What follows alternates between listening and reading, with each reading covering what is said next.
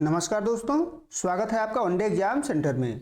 दोस्तों, आज के वीडियो में हम लोग दीनदयाल उपाध्याय गोरखपुर विश्वविद्यालय गोरखपुर और उससे संबंधित कॉलेजों में जो बीए 5th सेमेस्टर हिंदी का दूसरा पेपर हुआ है जिसका नाम है साहित्य शास्त्र और हिंदी आलोचना द्वितीय, उसको सॉल्व करेंगे और जानेंगे कि किस प्रश्न का कौन सा उत्तर सही होगा। सत्र 2024-25 का पेपर है।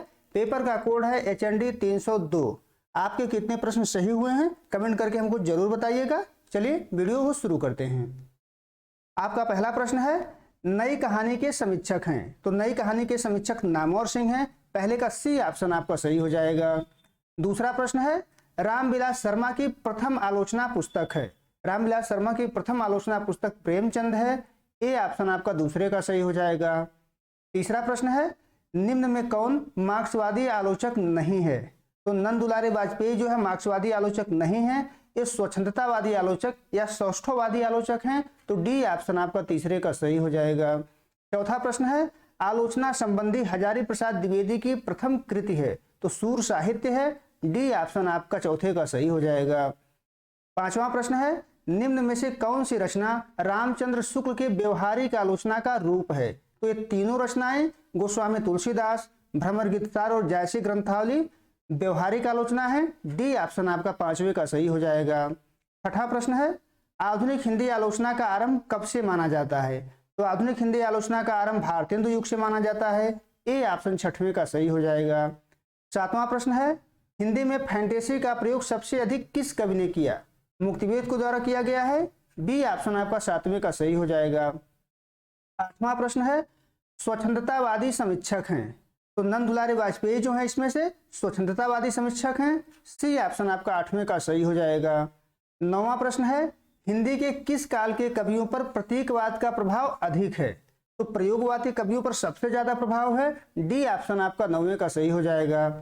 10वां प्रश्न है, लछड़ा शब्द शक्ति के कुल कितने भेद हैं। वैसे तो मुख्य रूप से लछड़ा शब्द शक्ति के केवल 2 भेद ही होते हैं, लेकिन इसके अंतर्गत जाएंगे तो फिर 6 भेद होता है। यहाँ उपभेदों की गणना करेंगे तो 12 यहाँ पर ठहरता है। तो सी ऑप्शन आपका 10वें का सही हो जाएगा। 11 नंबर प्रश्न है, मुख्य रूप से काव्य दोष के अंतर्गत नहीं आता है। तो अलंकार दोष काव्य दोष के अंतर्गत नहीं आता है। डी ऑप्शन आपका 11 का सही हो जाएगा। 12 नंबर प्रश्न है, काव्य गुणों की संख्या 3 मानने वाले आचार्य नहीं है। कौन से आचार्य काव्य गुणों की संख्या 3 नहीं मानते हैं। तो दंडी जो है 3 नहीं मानते हैं। सी ऑप्शन आपका सही हो जाएगा। 13 नंबर प्रश्न है, किस गुण में वीर, विभत्स और रौद्र रस का पोषण होता है। तो ओज गुण में होता है। ए ऑप्शन आपका 13 का सही हो जाएगा। 14 नंबर प्रश्न है, साक्षात संकेतित अर्थ का बोध कराने वाली शक्ति को कहते हैं। अभिधा शब्द शक्ति कहते हैं। ए ऑप्शन आपका 14 का सही हो जाएगा।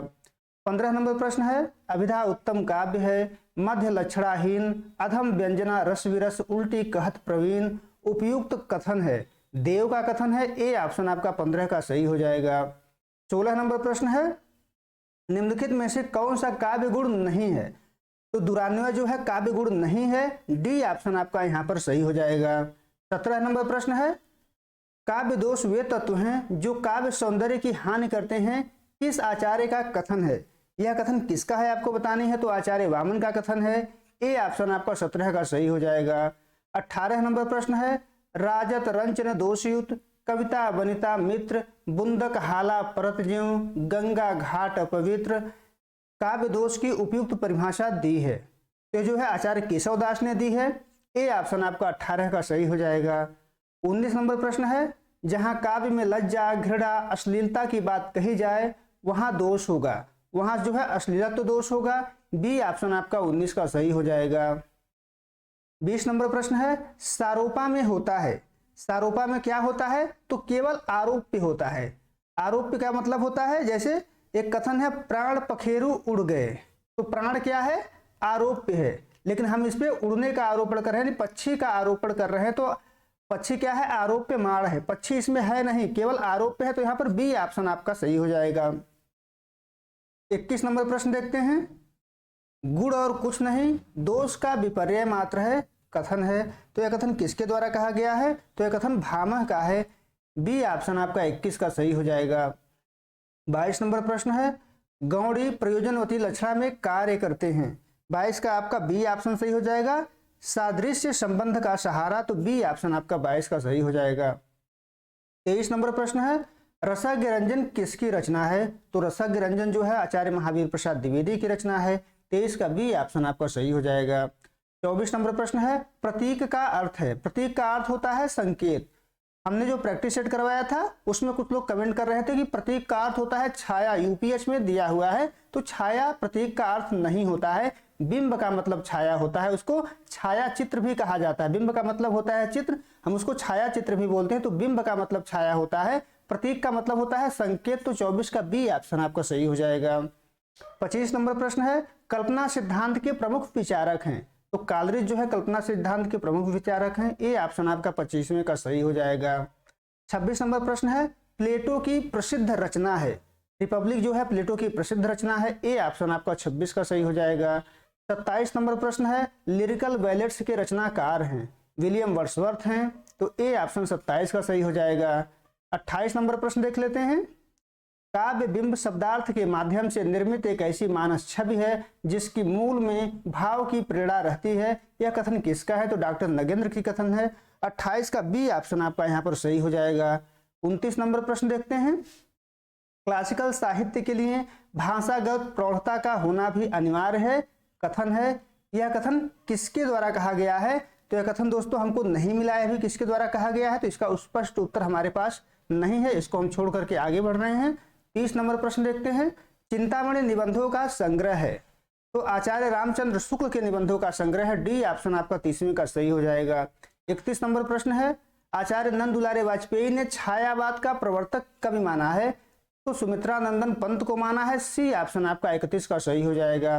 32 नंबर प्रश्न है, दूसरी परंपरा की खोज किसकी आलोचनात्मक कृति है? नामवर सिंह की कृति है। ए ऑप्शन आपका 32 का सही हो जाएगा। 33 नंबर प्रश्न है, जिस प्रकार आत्मा की मुक्तावस्था ज्ञान दशा कहलाती है उसी प्रकार हृदय की मुक्तावस्था रस दशा कहलाती है। यह कथन है। तो यह कथन आचार्य रामचंद्र शुक्ल का है। 33 का ए ऑप्शन आपका सही हो जाएगा। 34 नंबर प्रश्न देखते हैं, हिंदी नवरत्न किसकी प्रसिद्ध रचना है? मिश्र बंधुओं की प्रसिद्ध रचना है। बी ऑप्शन आपका 34 का सही हो जाएगा। 35 नंबर प्रश्न है, भरत मुनि के अनुसार काव्य गुणों की संख्या है। भरत मुनि ने कुल 10 काव्य गुण माने हैं। ए ऑप्शन आपका 35 का सही हो जाएगा। 36 नंबर प्रश्न है, मम्मट ने दोषों के मुख्य रूप से कितने भेद किए हैं? कितने दोष हैं? तो मुख्य रूप से उन्होंने 3 भेद किया है। कुल 51 दोष मम्मट मानते हैं, 51 दोष, लेकिन मुख्य रूप से उसको 3 भागों में बांटते हैं। तो सी ऑप्शन आपका 36 का सही हो जाएगा।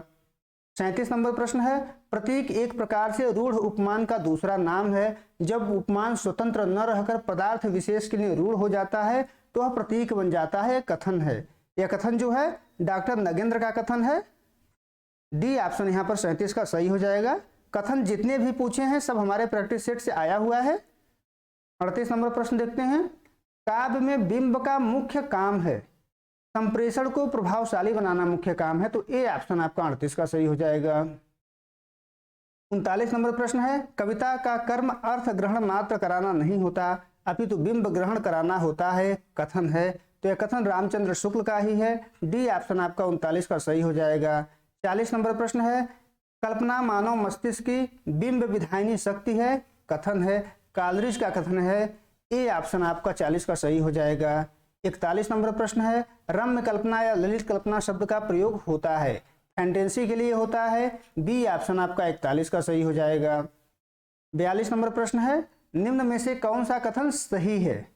कौन सा कथन सही है? तो दोनों कथन सही है। 42 का सी ऑप्शन आपका सही हो जाएगा। 43 नंबर प्रश्न है, मैं साहित्य को मनुष्य की दृष्टि से देखने का पक्षपाती हूँ। यह कथन है। यह कथन हजारी प्रसाद द्विवेदी का है। सी ऑप्शन आपका 43 का सही हो जाएगा।